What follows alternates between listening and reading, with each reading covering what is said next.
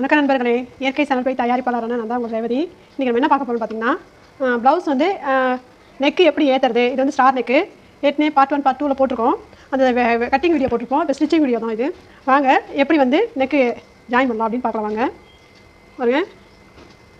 One side அந்த 1 inch cut பண்ணோம் இல்லையா, கழுத்து பீஸ். ஒன் சைடு வந்து மடித்து தைச்சிருக்கோம். ஒன் சைடு வந்து ஃப்ரீயாக பிளாங்காக இருக்குது பாருங்கள். இது வந்து பாருங்கள், இப்போ நம்ம தைக்கலாம். வாங்க கொஞ்சம் எக்ஸ்ட்ரா வெளில விட்டு வைங்க.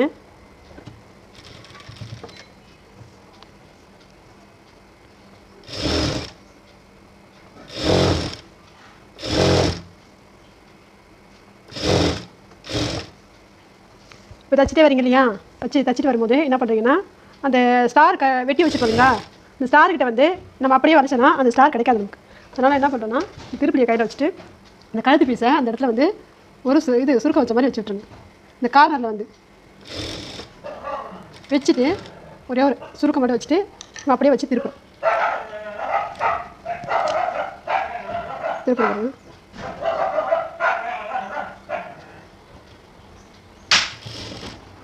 இப்போ வந்து கொண்டு வரும்போது இந்த இடத்துல 3 அது கார்னர் இருக்குது. இந்த 3 கார்னர்லையுமே அதே மாதிரி தான் பண்ணணும். அந்த கழுத்து பீஸை வந்து ஒரு சுருக்கம் மாதிரி வச்சுக்கோங்க. ஹேண்டுக்கு ஓப்பன் இல்லையா, அந்த மாதிரி ஒரு சுருக்கம், ஒரே ஒரு சுருக்கம் வச்சு அப்போ தான் வந்து அந்த பெண்டு வளைவு கிடைக்கும். இந்த இடத்துல வச்சு ஒரு அந்த ஊசியை குத்தி விட்டுட்டு இப்படி திருப்பினா தான் அந்த இது கிடைக்கும்.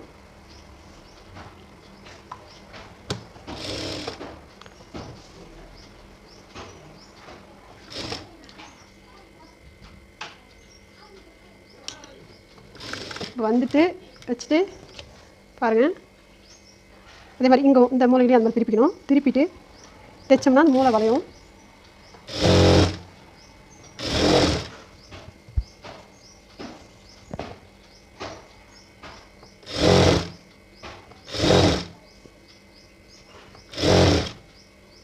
தைச்சிட்டு ஒரு 1/2 இன்ச்சு விட்டுட்டு எக்ஸ்ட்ரா ஒரு பீஸை கட் பண்ணிடுங்க. என்ன பண்ணுறேன்னு பார்த்தீங்கன்னா, எப்போவுமே வந்து இது தைக்கும்போது அந்த கார்னர் நம்ம பண்ணோம் இல்லைங்களா, அந்த சுருக்கம் வச்சுங்களா, அந்த இடத்துல மட்டும் நம்ம என்ன பண்ணுறோம்னா அர்க்கட் பண்ணுறோம். அர்க்கத்துனா இந்த கட்டிங் போடுறோம், கிராஸாக ஒரு கட் போடுறோம். இந்த கார்னர்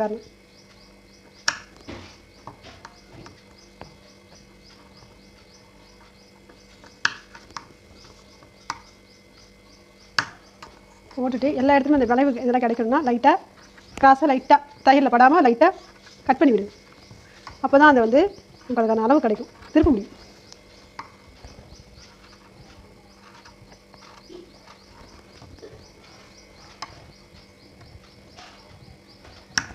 இது ஈஸியான மெத்தடுங்க. பிகினர்ஸ்லாம் ரொம்ப ஈஸியாக இருக்கும். இது அப்படியே என்ன பண்ணுறோன்னா, மேலே வந்து படிமான தையல்னு சொல்லுவோம் இல்லையா, அதை போடுங்க. உங்களுக்கு ஈஸியாக அந்த கழுத்து வந்து உட்காரும்.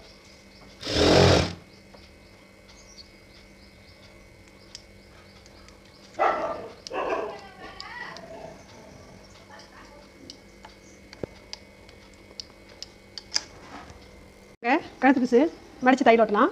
பாருங்கள், 1/2 இன்ச்சு இருக்கு இல்லையா, பாருங்கள். இதை எடுத்து மடிச்சுட்டு ஒரு பக்கமாக ஊற்றி திருப்பிட்டு தையல் ஓட்டலாங்க.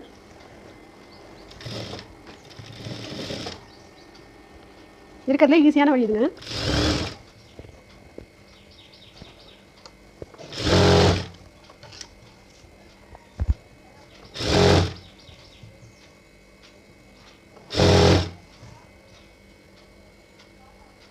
இந்த கழுத்து இந்த கார்னர் வரும்போது மட்டும் கொஞ்சம் பார்த்து அழைச்சி விடுங்க, கரெக்டாக வந்துடும்.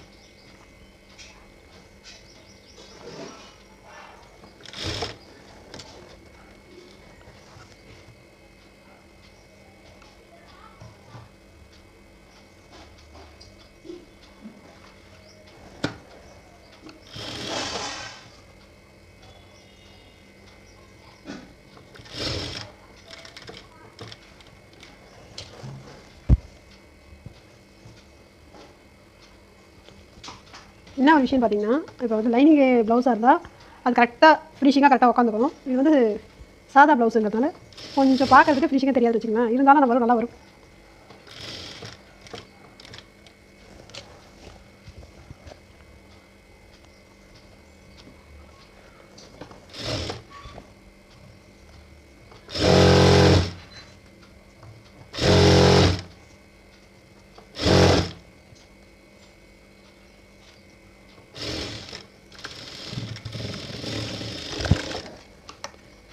எப்போவுமே வந்து தையல் ஓட்டும் போது டபுள் தையலாக போட்டு பாருங்கள், பார்க்கறதுக்கே ஃபினிஷிங் அழகாக இருக்கும்.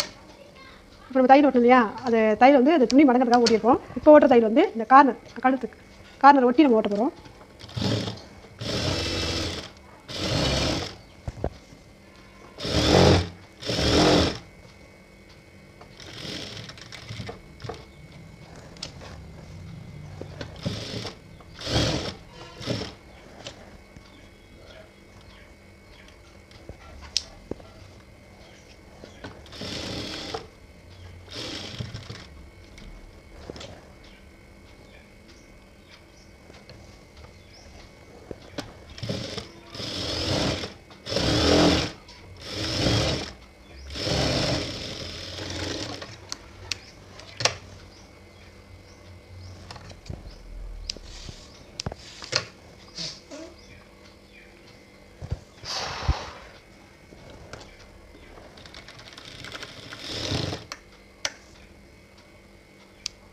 பாருங்கள், தச்சு முடிச்சாச்சு. எப்படி இருக்கும் பார்க்கலாங்க. இப்போ எப்போவுமே சொல்கிறேன், தைக்கும் போது ஃபஸ்ட்டு கழுத்து பீஸை ஏற்றிக்கிங்க, அதுக்கப்புறம் தான் வந்து கை ஏற்றணும். இல்லைனா வந்து சரியாக உட்காராது, கை சரியாக உட்காராது, ஹேண்ட் வந்து தூக்கிட்டு இருக்கும், ஒரு மாதிரி டிஃப்ரெண்ட்டாக தெரியும். அது மட்டும் மைண்டில் வச்சுக்கோங்க. எப்பவுமே கழுத்து பீஸை ஃபஸ்ட்டு ஏற்றினீங்கன்னா உங்களுக்கு தைக்கிறதும் ஈஸியாக முடிஞ்ச மாதிரி தெரியும் பார்க்கறதுக்கு. அதே சமயத்தில் தெரியுதுங்களா பாருங்கள்,